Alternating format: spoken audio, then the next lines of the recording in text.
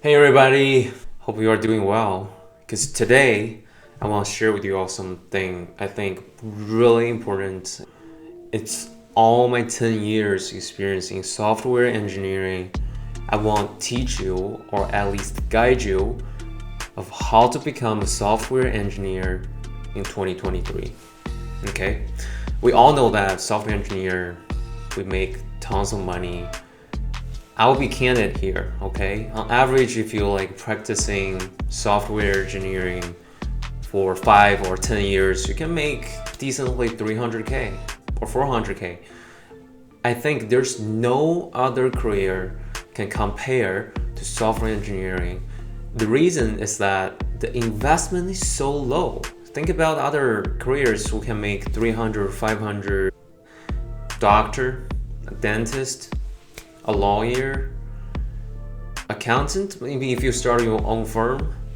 But how many years of investment you will need to put in there, like blood and tear, all this work, tons of education, sales. If you want to start your own firm, you need to understand sales, you need to understand marketing, you need to deal with people, right? So if you want to get the first bucket of gold of your life, I still think software engineering is the easiest way to set yourself in a really good start in your life. So in this really important video, no bullshit, I just want to let you know that, hey, it's not that hard. It can be done step by step by step. Let's get started. So first of all, it's maybe different from a lot of people's thoughts that I think you all will need some form of like program. It can be a college degree, it can be an online nano degree, as long as this kind of degree is going to bring you some kind of connection with people. First of all, you have a college degree, you got into a community, and what's going to happen next is that you will know some people around you who are going through the same struggle, which is really important because sometimes you guys gonna share a lot of information between you guys. Not somebody gonna argue that, oh, you can find all this information online, but how timely is it?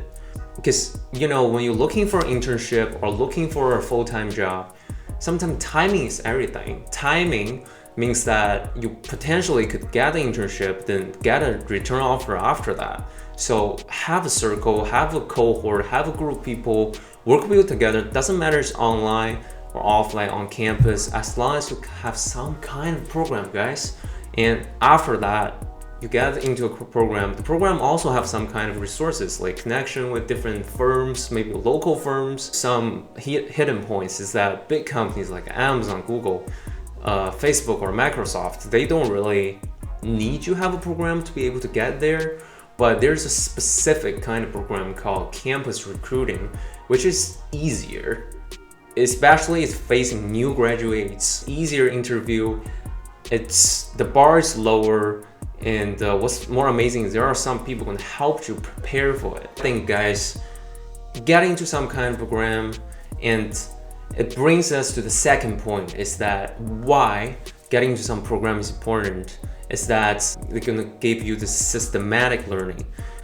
I would not argue that if you learn everything online, you do everything online, you follow instruction in your book, you won't be a great software engineer. You will be, trust me, I guarantee you.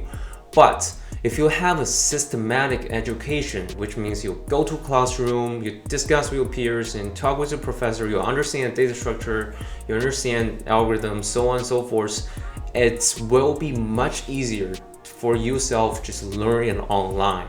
It's an immersive experience, and same time cohorts, your classmates, they also think about the same problem every single day. You guys can discuss and form a bond, and this bond is super important in later of your career. So guys, what kind of opinions people have online, go to college or not, go to program or not, get an online degree or not? I think you need some form of program. All right, that's number one. Let's talk about number two. So what kind of knowledges you will need to focus on? Because as long as you get a program, an online degree, whatever, there are so many classes. So I think there are only 4 crucial crucial important knowledge or classes you need to take, which is sufficient. After that, you can learn everything else by yourself, or you can pay less attention of other classes, because all these four gonna give you the whole package of knowledge in the future to expand your career. You can do whatever kind of software related job, but you can understand it really quickly. So I call it the fundamental four.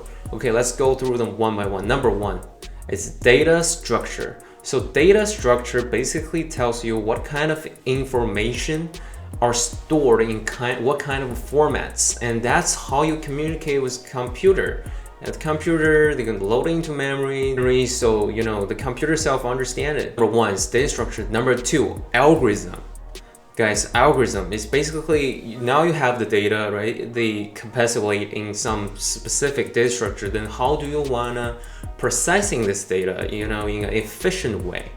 So that's basically what algorithm is. And there are so many classical algorithms you need to learn. If you're curious what kind of book you should read, I won't say it in this video because it's everywhere, guys. Just Google algorithm, right? There's a red cover, hardcover, Stanford published algorithm. To read through it, you probably won't understand the first time. It doesn't really matter. Here's another thing, guys. Sometimes you read through like structure, algorithm, all these different kind of book, it's hard to understand, but it doesn't really matter. Just get yourself familiar with the terms. When you're writing application or learning programming language, you will understand it gradually. A lot of people, they just don't have the patience. I have met so many people in my life, in my career, they just don't have the patience. You wait one more week, you look back in all these difficult terms, it just manifests itself. So give it some time, guys.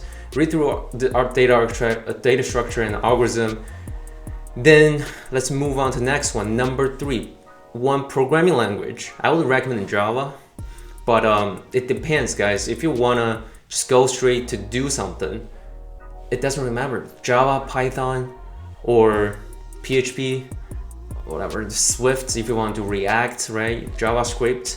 Just learn one programming language, and the algorithm and data structure is basically manifested through programming language. Imagine this way, guys. So data structure and the algorithm are like physics laws, right? And the programming language is more like, how do you leverage the physics laws to manufacturing machines? So they're like machines. Machines are built based on physical laws. So once you understand programming language, you can apply them in real life. So it comes to the number four, which is a platform. So no matter you can coding on apps like React Native, you can coding in Flutter. So basically will help you coding something real. You can provide economy value. All right, so you can do app development, web development, or DevOps. Find something you're interested in and stick with it. It's just coding some program, some application for it. So memorize these four really important things in computer science domain. You will be all set on the knowledge side. Okay, guys. So number three, practice. What I'm talking about is like, don't just focus on your school projects, guys. It's useful, but in some sense it's useless because you are not providing any economy value. So what I would suggest is start doing, number one, some freelancing jobs. Just go to Upwork, pick up some freelancing jobs, try it out, and know your resume, maybe set up a really low hourly rate. I don't care. Just get a freelancing job, a real project. So this will be really good projects on your resume. So why that is important? Because you got the project on your resume, it's just set you up for the next step, which is applying for internship. So some of you guys, you can still work with your friends. You guys trying to build some kind of company, you have a entrepreneurship idea.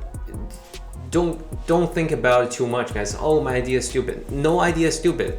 Just go ahead and do it, program it, put it out there on the App Store, whatever.